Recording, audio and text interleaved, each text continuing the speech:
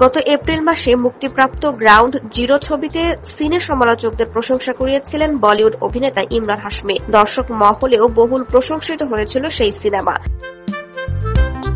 তারপর অবশ্য পবন কল্যাণের প্যান ইন্ডিয়া ছবি ওজির শুটিং শুরু করেছিলেন। আর সেই ছবির শুটিং চলাকালীনই অসুস্থ হয়ে পড়েন অভিনেতা। জ্বর ও গা হাত পায়ের ব্যথার মতো উপসর্গ দেখা দিতে শুরু করে। এরই জেরে তড়িঘড়ি করে হাসপাতালে নিয়ে যাওয়া হয় ইমরান হাশমিকে।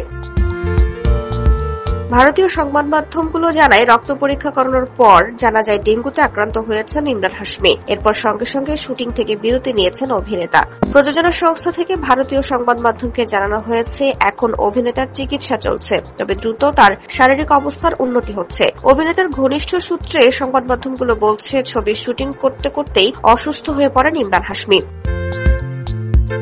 তারপরেই চিকিৎসকের সঙ্গে আলোচনা করেন তিনি। তাকে বিশ্রাম নিতে বলা হয়েছে। সুস্থ হওয়ার পরে তিনি আবারও শুটিংয়ে যোগ দেবেন। ওজি ইমরানের প্রথম তেলুগু ছবি। তেলুগু তারকা পবন কল্যাণের সমান্তরাল চরিত্রে দেখা যাবে তাকে। আগামী 25 সেপ্টেম্বর ছবিটি সারা বিশ্বে মুক্তি পাবে।